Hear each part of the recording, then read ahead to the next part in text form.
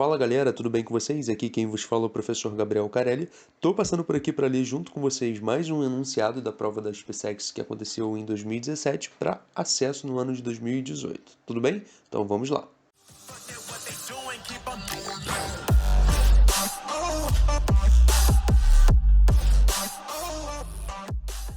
Uma partícula com carga elétrica negativa igual a -10 elevado a -8 coulomb encontra-se fixa num ponto do espaço. Uma segunda partícula de massa igual a 0,1 grama e carga elétrica positiva igual a 10 a -8 coulomb descreve um movimento circular uniforme de raio 10 centímetros em torno da primeira partícula. Considerando que elas estejam isoladas no vácuo e desprezando todas as interações gravitacionais, o módulo da velocidade linear da partícula positiva em torno da partícula negativa é igual a dado, considere a constante eletrostática do vácuo igual a 9 vezes 10 a nona Newton-metro quadrado por Coulomb quadrado. Bom, pessoal, vamos então para o nosso quadro digital, para a resolução, tá certo? Onde eu já fiz um esboço aqui, bem considerável para vocês, trazendo inclusive uma ilustração para a gente entender melhor o que está acontecendo, tá? No enunciado foi dito que uma partícula orbita, né, ao redor da outra. E basicamente são partículas, se vocês pararem para ler minuciosamente, com sinais opostos entre si. Então eu tenho uma partícula fixada aqui no centro dessa região, uma carga negativa, e uma outra partícula que vai ficar girando aqui livremente, né, com uma carga positiva, perdão. E aí o que acontece? Qual é o parâmetro de ligação entre essas duas partículas? Porque não tem nenhum fio aqui sustentando, né, esse giro. Na verdade, o que sustenta é uma força que atua à distância, né, uma força elétrica, beleza? Então essas duas partículas que estão carregadas, estão afastadas entre si, elas vão apresentar uma força de natureza elétrica, bacana? E aí o que você vai ter que pensar? Poxa, essa força elétrica que está executando, né, o nosso movimento circular é a única força que em todos os momentos possíveis vai estar orientada lá para o centro. Então é justamente essa nossa força elétrica que surge como resultante centrípeta do nosso MCU, tá? Todo movimento circular uniforme tem uma resultante centrípeta, tá?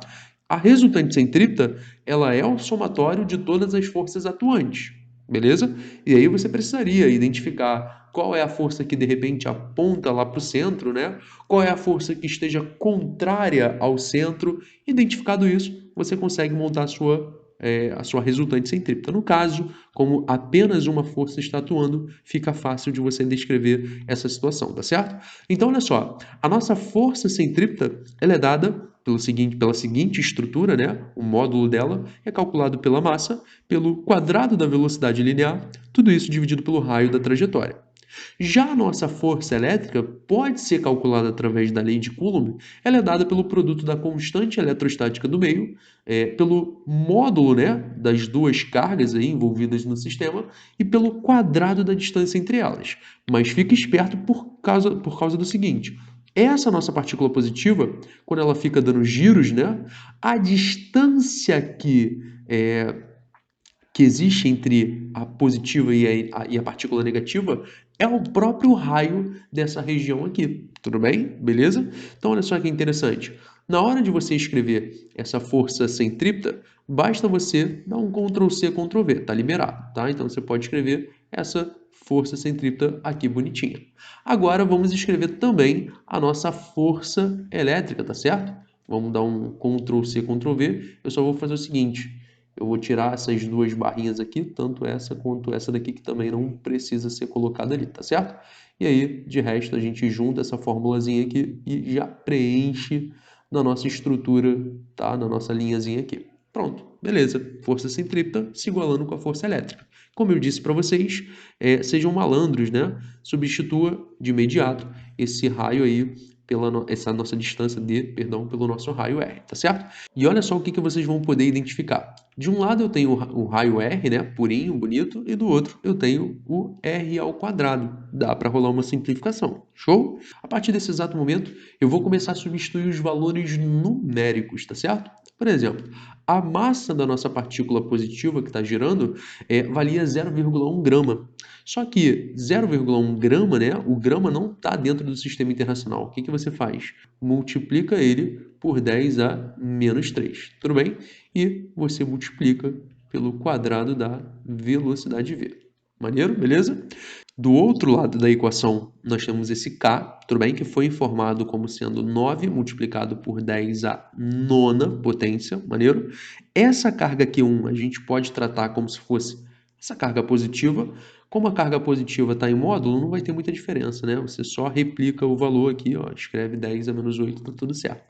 Agora, essa carga Q2 é como se fosse a nossa carga negativa. O módulo de um valor negativo torna ele o quê? Isso mesmo, positivo, né? Então aqui você vai escrever o 10 a menos 8 positivo. E o raio dessa trajetória, ele tinha dado como 10 centímetros, coisa que também não me satisfaz, porque centímetro não pertence ao SI. Então eu tenho que converter para metro, tá? É onde eu multiplico por 10 elevado a menos 2. Então faz o seguinte comigo, olha só, 0,1 multiplicado por 10 a menos 3. Como que você pode anotar isso daí para mim? Eu tenho uma grande preferência em escrever os dados em notação científica, tá? Então aqui eu escreveria 10 elevado a menos 4, tudo bem? E multiplicaria pelo quadrado da velocidade v. Lá do outro lado, eu faço 9, né? E eu vou juntando. Olha só, a primeira informação possível aqui pra gente é a seguinte. Eu posso fazer a reunião do 10 a menos 9, do 10 a 9, perdão, com esse 10 elevado a menos 8, tá? E quanto que daria? E quanto que daria essa informação aqui? Vamos anotar? Então, o resultado de 10 a nona com 10 a menos 8, né? O produto dessas duas potências é a mesma coisa que 10, deixa eu botar na canetinha, 10 elevado a 1, tudo bem? E aí você vai ter o produto, né? Do 10 elevado a 1 com 10 elevado a menos 8. Isso vai resultar para você em 10 elevado a menos 7, não é isso? Então, 10 elevado a menos 7 em cima. Embaixo você vai ter 10 multiplicado por 10 a menos 2, que é a mesma coisa que 10 elevado a menos 1, tá certo? Aqui acabou ficando um pouco grandinho, sem necessidade, tá? Dá pra gente encolher isso aqui. Agora faz o seguinte, você consegue me dizer claramente quanto é que dá 10 elevado a menos 7, né?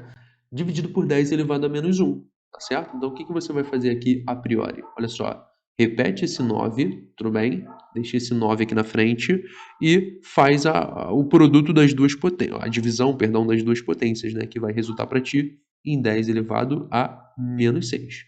Maneiro? Beleza? Então, ó, preste atenção. 10 a menos 4 vezes v ao quadrado está sendo igual a 9 vezes 10 a menos 6. O que que você faz aqui? Cara, um bocado de gente pegaria esse 10 a menos 4 e passaria dividindo, né? Você pode fazer isso. Ou então, você pode dizer que esse v elevado ao quadrado, né, vai ser igual ao 9 vezes 10 a menos 6. Olha só o bizu. Passa para o outro lado multiplicando, só troca o sinal do expoente, né? Aqui fica 10 a 4 positivo, tá certo? Então, o seu v ao quadrado, né, conforme a gente está calculando aí, ele vai acabar ficando igual a 9 multiplicado por 10 elevado a menos 2.